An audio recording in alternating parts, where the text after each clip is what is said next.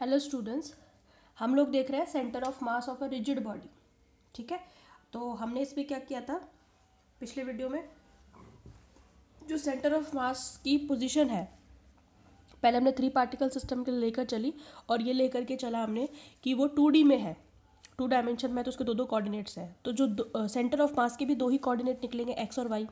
ठीक है, 3 3 की फॉर्म में हमने निकाल लिए थे। फिर हमने देख लिया था कि अगर मासेस अगर इक्वल है तो एक्स वाई जेड क्या होंगे। ठीक है, और इसके अलावा हमने क्या किया था कि अगर इन्हीं पार्टिकल्स को हम एन पार्टिकल सिस्टम कर दें, है ना, तो वो एक रिजिड बॉडी में कन्वर्ट हो जाएगी।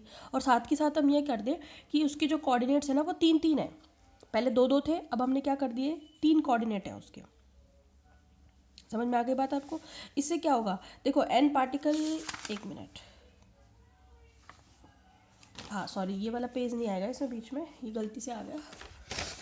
हाँ, एन पार्टिकल के लिए है और 3D है, ये वाला है। ठीक है, एन पार्टिकल सिस्टम कर दिया हमने, बहुत सारे पार्टिकल कर दिए और वो 3D में कर दिए। पहले जो 3 पार्टिकल सिस्टम था, ठीक है, 3 ही पार्टिकल थे लेकिन उनके 2 2 कोऑर्डिनेट थे। तो सेंटर ऑफ मास के भी 2 ही निकाले थे हमने, एक्स और वाई। लेकिन अब क्या कर दिया हमने, वो 3 पार्टिकल्स को एक्सटेंड कर दिया। अब हमारे पास बॉडी में 3 नहीं, बहुत सारे पार्टिकल्स हैं, एन पार्टिकल्स हैं। एन पार्टिकल है तो हमें एन बार सम करना पड़ेगा, m1 x1 plus m2 x2 plus m3 x3 plus dash dash dash mn xn तक करना पड़ेगा। और उसके 3 3 कोऑर्डिनेट है, मतलब एक्स भी निकलेगा, capital X, capital Y, capital Z, यानी कि उनका जो सेंटर ऑफ मास है उसके भी 3 कोऑर्डिनेट होंगे। समझ में आ गई बात? तो इस तरीके से हमने ये यहाँ तक का निकाल लिया था। फिर हम ये कह रहे हैं कि अगर हमारी बॉडी में इतने सारे पार्टिकल्स हैं तो समेशन से काम नहीं चलेगा। मैंने कहा था कि फिर वो एक कंटिन्यूस बॉडी बन जाएगी, और कंटिन्यूस डिस्ट्रीब्यूशन की वजह से जो समेशन है that will replaced by integration. दोनों ही सम को बताते हैं, लेकिन ये बताता है सम ऑफ डिस्क्रीट पार्टिकल्स। डिस्क्रीट मतलब छोटे छोटे ऐसे पार्टिकल्स जिनको आप कंसीडर कर सकें, जिनको हम काउंट कर सकें, है ना। तो एक लिमिटेड चीज़ें होती हैं तो अपन समेशन यूज़ कर लेते हैं, पर जब बहुत सारे पार्टिकल्स आपस में कनेक्ट होंगे, आपको नहीं पता कितने पार्टिकल्स हैं, बहुत सारे हैं। एक रिजिड बॉडी कितने ही पार्टिकल्स से मिलकर के बनी होती है और उनको कितने ही पार्टिकल्स में डिवाइड किया जा सकता है।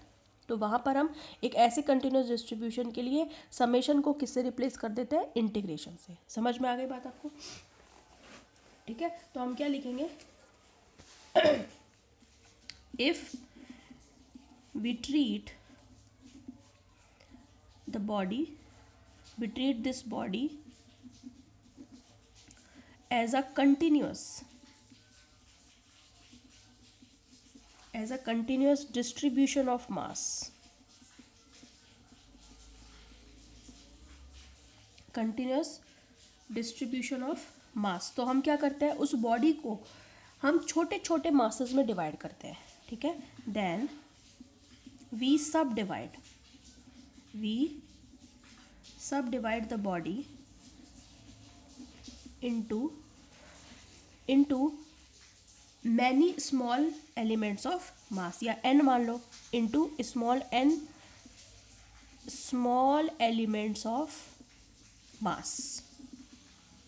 मतलब पहले जो मेरी बॉडी mi इन छोटे छोटे पार्टिकल से मिलकर के, अब हमने क्या किया कि वो एक रिजिड बॉडी बन गई है, अब एक वो कंटिन्यूस बॉडी बन गई है। इसलिए हम क्या करेंगे, उस बॉडी को, मैंने कहा ना, आप किसी भी रिजिड बॉडी में कितने ही पार्टिकल्स हो सकते हैं और उनको कितने ही पार्टिकल्स में आप डिवाइड कर सकते हो। अब क्या पत्थर है, पत्थर को आप कितना ही चूरा कर सकते हो, लिमिट थोड़ी ना है। तो वो जितना उसके चूरा बनेगा उतने ही उसमें से पार्टिकल्स निकलेंगे, लिमिट नहीं है उसकी।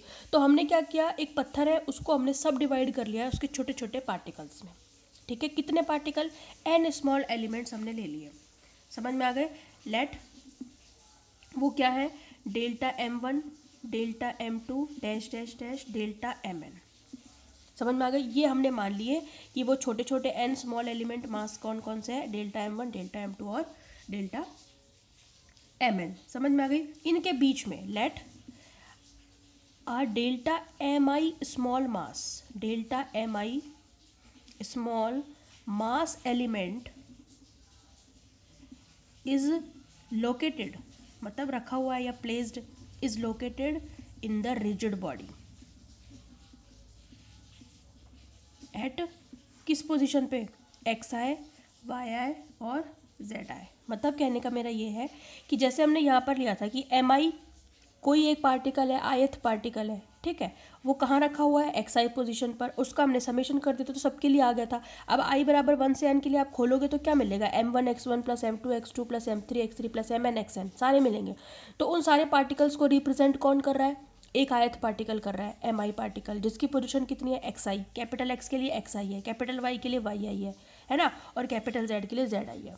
तो बिल्कुल वैसे ही जब हमने रिजिड बॉडी को बहुत छोटे छोटे पार्टिकल्स में सब डिवाइड किया और वो उन जिनके मास कितने हैं, delta M one, delta M two, delta M N, तो अब इनमें ये जो delta M one, delta M two, delta M N, इन सभी को रिप्रेजेंट कौन करेगा, एक particle small M I particle delta में, जिसकी पोजीशन कितनी है, X I, Y I, Z I. समझ में आ गई। तो हम इन्हीं डेफिनेशंस को फॉलो करते हुए रिजिड बॉडी के लिए जो सेंटर ऑफ मास है उसके लिए एक्स, वाई और जेड कैसे लिख सकते हैं, ठीक है। तो हम लिखेंगे coordinates of, therefore coordinates of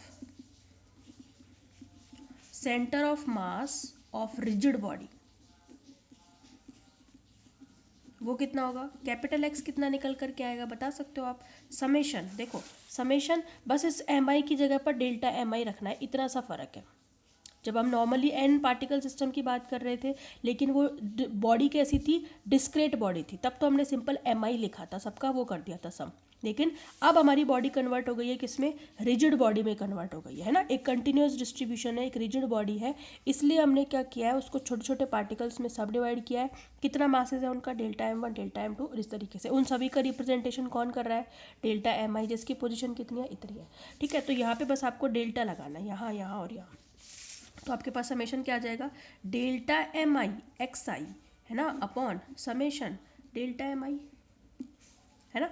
obviously ये आई की वैल्यू 1 से n तक है क्योंकि हमने n पार्टिकल्स माने हैं। कैपिटल वाई कितना हो जाएगा, summation delta M I Y I upon delta M I, और z कितना आ जाएगा, summation delta M I Z I upon delta M I का समेशन।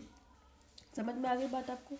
अब देखो हम क्या करेंगे, क्योंकि हम किसको क्या कह रहे हैं, एक कंटिन्यूस चार्ज डिस्ट्रीब्यूशन, ठीक है, इसलिए क्या होगा कि हम लिखेंगे since we have continuous charge distribution,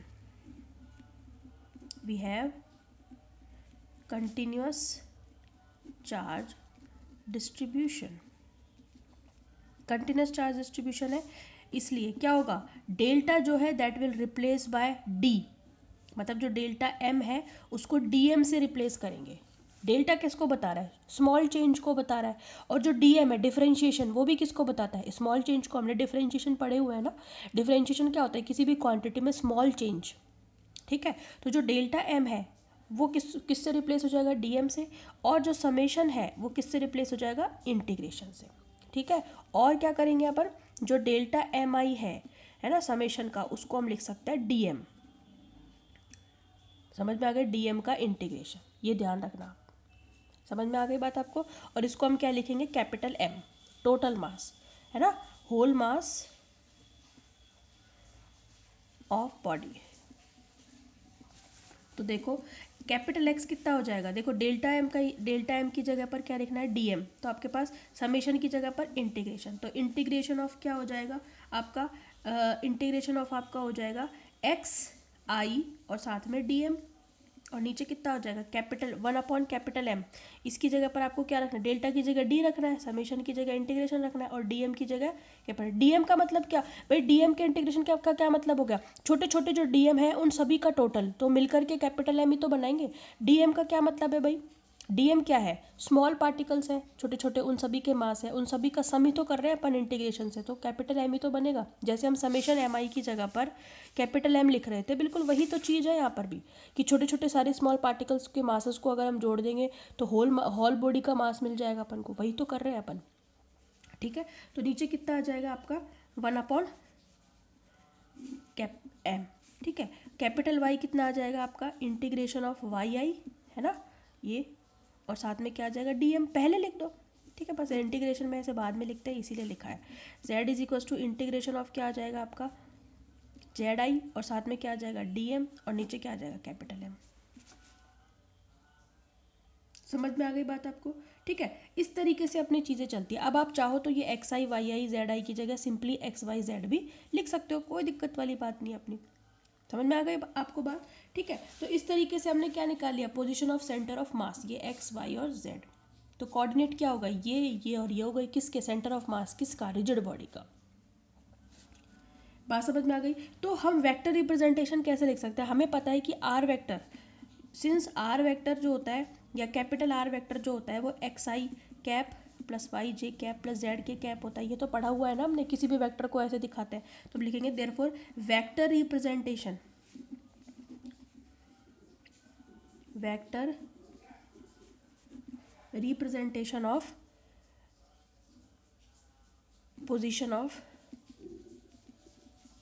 centre of mass, centre of mass कितना हो जाएगा vector representation, R is equals to 1/m integration of small R और डी एम। स्मॉल आर में तो क्या क्या है, ये X I Y I Z I, आप चाहो तो यहाँ पे X I Y I Z I की जगह पर ऐसे लिख सकते हो, एक्स लिख सकते हो सिंपली, सिंपली वाई और सिंपली जेड भी लिख सकते हो। अब आयत पार्टिकल का कोई रोल नहीं है, ठीक है, ये लिख सकते हैं अपन इसको। फिर हम लिखेंगे if centre of mass is at origin, कहाँ पे है वो, ओरिजिन पर है, ओरिजिन पर होगा तो ओरिजिन पर तो कोऑर्डिनेट्स क्या होते हैं, जीरो होते हैं, है ना, कैपिटल आर जीरो हो जाएगा। इससे क्या होगा, integration of R D M 1/m, ये भी जीरो, अगर आर जीरो हो जाएगा तो ये भी तो जीरो, ये जीरो होने का क्या मतलब हो जाएगा, ये जीरो होने का मतलब है कि integration of R D M zero, ये m तो जीरो में चला जाएगा ना, इसका क्या मतलब है, therefore X D M is equals to Y D M is equals to Z D M, ये भी क्या हो जाएंगे, जीरो हो जाएंगे सारे। कब, जब आपका सेंटर ऑफ मास कहाँ पे प्लेस्ड होगा, ओरिजिन पर। समझ में आ गए, मतलब ओरिजिन के एक तरफ एक मास होगा, ओरिजिन के दूसरी तरफ दूसरा मास होगा, और ऐसे चार्ज के लिए अगर आप सेंटर ऑफ मास की पोजीशन निकालते हो तो वहाँ पर आपके पास ये चीज़ क्या आएगी, जीरो आएगी। ये विशेष स्थिति है इसमें। तो मेन इंपॉर्टेंट चीज़ ये है, आपसे पूछा जा सकता है कि ये है और एक ये है ना, आप इसको चाहो तो ऐसे लिख सकते हो X D M upon capital M, इसको भी हम लिख सकते हैं Y D M upon capital M, और इसको लिख सकते हैं Z D M upon capital M. आप चाहो तो कैपिटल एम को बाहर भी ले सकते हो, जैसे मैंने यहाँ पे लिया है ना, ऐसे 1/m बाहर ही आएगा वो तो, है ना, ठीक है। तो इस तरीके से हमने जो है चीज़ों को रीअरेंज किया। पहले हमने 3 पार्टिकल सिस्टम लिया, 2 कोऑर्डिनेट वाले, फिर हमने उसको n पार्टिकल सिस्टम में कन्वर्ट कर लिया, 3 कोऑर्डिनेट वाले, फिर हमने उसको ये रिजिड बॉडी में कन्वर्ट कर लिया जिनके छोटे छोटे मास कितने हैं, डेल्टा m है। समझ में आ गई बात आपको? फिर हमने कहा कि उन सभी के एडिशन से एक होल बॉडी बन रही है, कितने मास की, कैपिटल M मास की, ठीक है। बस हमने जो डेल्टा m था उसको हमने dm से रिप्लेस कर दिया, और समेशन क्योंकि कंटिन्यूस चार्ज डिस्ट्रीब्यूशन है उसको इंटीग्रेशन से। और यहाँ पे dm का वही काम है जो डेल्टा m है। डेल्टा भी किसको बता रहा है, स्मॉल चेंज को, d भी स्मॉल चेंज को बता रहा है, समेशन सम को बता रहा है, इंटीग्रेशन भी सम को बता रहा है। तो छोटे छोटे मासेस के सम से क्या मिलेगा, होल मास मिलेगा। फिर हमने इसको जनरलाइज कर दिया तीनों कोऑर्डिनेट में, एक्स वाई और जेड, इनको मिलाकर आर लिखा जा सकता है। तो in general form X Y Z मिलकर के स्मॉल आर बन गए। समझ में आ गया आपको बात? इस तरीके से चीज़ हुई है, ठीक है। अब आप देखो, मान लो कि मेरे पास एक, अब हम एक देखेंगे centre of mass, centre of mass of a rod, मतलब इसी में ही है ये, है ना। सपोज करो आपके पास एक रॉड है, ठीक है, कैसी भी रॉड हो सकती है, अभी मैं आपको इसमें एक्सप्लेन करूँगी। रॉड के एक तरफ, मतलब पूरी रॉड का जो मास है, टोटल होल मास या टोटल मास जो है इस रॉड का, वो कितना है, कैपिटल M है, ठीक है। इसके ये भी तो भाई, रॉड भी तो बहुत छोटे छोटे पार्टिकल से मिलकर के बनी हुई है ना। मैंने मान लिया कि कोई भी पार्टिकल है इसका, उस यहाँ पर उसका जो पार्टिकल है वो एक रिप्रेजेंट कर रहा है, इधर भी एक रिप्रेजेंट करने वाला है और इधर भी एक रिप्रेजेंट करने वाला है। ये मैंने मान लिया कितना मास है, dm मास है, और ये भी क्या है, dm मास। यहाँ से इसकी पोजीशन है x और यहाँ से इसकी पोजीशन कितनी है, -x। समझ में आ गई, कितनी है, ये -x पोजीशन पर रखा हुआ है और ये कितनी पोजीशन पर रखा हुआ है, ऐसे दिखा दो, ये x पोजीशन पर रखा हुआ है, इसकी पोजीशन कितनी है x और इसकी पोजीशन कितनी है -x, ऐसे दिखाओ, ठीक है। अब मैंने अभी आपको बताया, इसका मतलब क्या है, यहाँ कहीं सेंटर ऑफ मास है। अब देखो, रॉड में 2 सिचुएशन होती है। अगर रॉड आपकी कैसी है, रेक्टेंगल है, रॉड को रेक्टेंगल ले रहे हो, तो हम ये मानकर चलेंगे कि उसकी जो लेंथ है ना, वो उसकी विड्थ और उसकी ब्रेथ के कंपैरिजन में बहुत ज़्यादा है। ना। सपोज आप एक इमेजिन करके देखो, एक लकड़ी की आपके पास एक रॉड है, उसके सिरे कैसे हैं, रेक्टेंगल है, यानी कि क्रॉस सेक्शन उसका रेक्टेंगल है, ठीक है। अगर आप कैसी ले रही हो, सर्कुलर क्रॉस सेक्शन वाली, जैसे एक पाइप होता है, पाइप देखा है ना, पाइप में जो क्रॉस सेक्शन होता है, किनारे जो होते हैं वो गोल होते हैं, लेकिन लकड़ी, अगर आप एक लकड़ी का एक ऐसे जो डंडा होता है ना जिससे पिटाई करते हैं टीचर आपकी, उसमें आपका जो क्रॉस सेक्शन होता है वो कैसा होता है, रेक्टेंगल होता है, ठीक है। तो आपने देखा होगा डंडा जो है उसकी लेंथ बहुत ज़्यादा होती है ना, इस तरीके का, ये लेंथ बहुत ज़्यादा होती है, लेकिन ये वाला जो सिरा है वो रेक्टेंगल है, तो ये वाली जो लेंथ है, मतलब ये जो ब्रेथ होगी, ये लेंथ की कंपैरिजन में बहुत छोटी है। और अगर आप सर्कुलर क्रॉस सेक्शन वाला ले रहे हो तो एक अलग बात है, ठीक है। ये मैं बता रही हूँ आपको कि रॉड दो तरीके की हो सकती है, कैसे भी, सिलेंड्रिकल शेप की भी हो सकती है, सिलेंड्रिकल क्रॉस सेक्शन वाली भी हो सकती है जैसे पाइप, और एक नॉर्मल डंडा भी हो सकता है जिसका जो क्रॉस सेक्शन है वो कैसा होगा, रेक्टेंगल होगा, ठीक है। अब आप यहाँ पे देख रहे हो कि इसका सेंटर ऑफ मास कहाँ रखा हुआ है, ओरिजिन पर आ गया सेंटर ऑफ मास। तो इसके लिए जो आपके पास X D M, Y D M और जेड डी एम होंगे ना, वो सारे जीरो होंगे। अभी अभी पीछे बताया ये क्या होंगे, जीरो। देखो अभी अभी बताया ना आपको, ये देखो कि अगर सेंटर ऑफ मास कहाँ पे रखा हुआ हो, ओरिजिन पर, R is equal to zero पर, तो ये सारी चीज़ें जीरो होती है। देखो ना अभी आपकी सिमेट्री कैसी है, ये सिमेट्री कैसी कहलाती है, रिफ्लेक्शन सिमेट्री। ये किसको बता रहा है, रिफ्लेक्शन। जैसे आप इमेज देखते हो अपनी शीशे में, तो जैसे आप हो वैसे कि वैसी अपोजिट डायरेक्शन में दिखती है, मतलब आप शीशा देख रहे हो तो आप यहाँ पे सामने ऐसे देख रहे हो, आप तो इधर उधर की तरफ मुंह करके खड़े हो, लेकिन आपको शीशे में इमेज जो दिख रही है वो अपनी तरफ मुंह करके दिख रही है, तो वो एक दूसरे के अपोजिट हो गए, ठीक है।